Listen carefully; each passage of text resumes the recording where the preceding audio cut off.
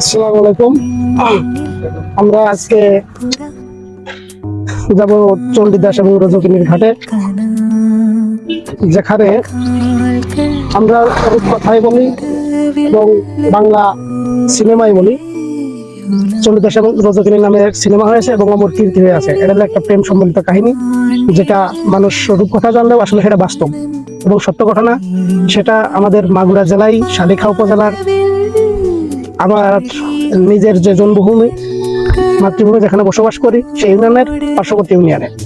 এক কথায় আমার বাড়ি থেকে 5 থেকে 6 কিলোমিটার দূরে সুতোখালী ধুপাপাড়ায় অবস্থিত রজকিনীর বাড়ি এবং ব্রাহ্মণপাড়ায় হলো বাড়ি চণ্ডীদাসের। আমরা আজকে সেখানে যাব এবং তাদের ইতিহাস সংবলিত তথ্য আপনাদের কাছে তুলে ধরবো। আপনারা সাথেই থাকুন।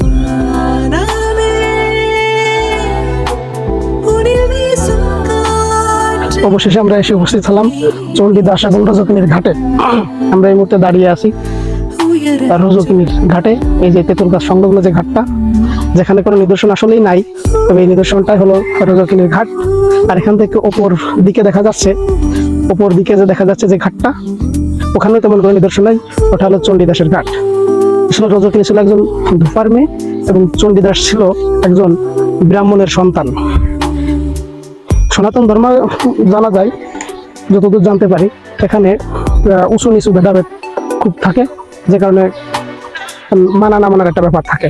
এই রজকিনী এখানে কাপড় ধুতে আসতেন এবং রজকিনী দেখার চলে চণ্ডীদাস একাধারে 12 বছর ওপারে বসে মাছ ধরার চলে বসে থাকতেন তার এক নজর দেখার জন্য। এভাবে করতে করতে এক সময় যায়, প্রায় 12 বছর পরে রজকিনী এপাশ থেকে বলছে, ব্রাহ্মণ সাহেব মাছ কি ধরলো?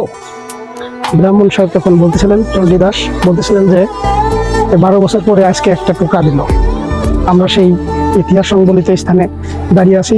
যদিও এটা অনেকে কাল্পনিক মনে করেন, অনেকে অনেক রকমের কিছু মনে করেন, অবাস্তব মনে করেন, কিন্তু না, বাস্তবতা হলে এখানেই তাদের বসবাস স্থান ছিল। পরবর্তীতে জানা যায় চণ্ডীদাস এবং রজকিনী কে ব্রাহ্মণরা মেনে নেয়নি। না নেওয়ার কারণে তারা এখান থেকে পালিয়ে যায়। তারা বিবাহ বন্ধনে আবদ্ধ হয়। ওই তারা একসময় যায় সংসার ধর্ম করেন, সেগুলো এখান থেকে চলে যায়। তো এই ছিল এই যে দুয়ার। আমরা দুয়ারে বসে যে দেখেছি যে 2-3টা আসলে গ্রামের ভাষায় ডুঙ্গা বলে, যে মানুষে যে মাছ মারতেছে আপাতত। এর চেয়ে ওই সময় আর অবশ্যই এসে বিরোধ ছিল এবং পানি ছিল, হলো পরিবেশ। আমরা এখন চণ্ডীদাসের ঘাটে যাব, ওখান থেকে যে আপনাদের ঘাটটা দেখাবো। এই যে এখন বসে আছে চণ্ডীদাসের ঠিক ঘাটে। এখানে চণ্ডীদাস একা থেকে 12 বছর বসে পাইতো ঠিক করে যে মাছ মারা চলে।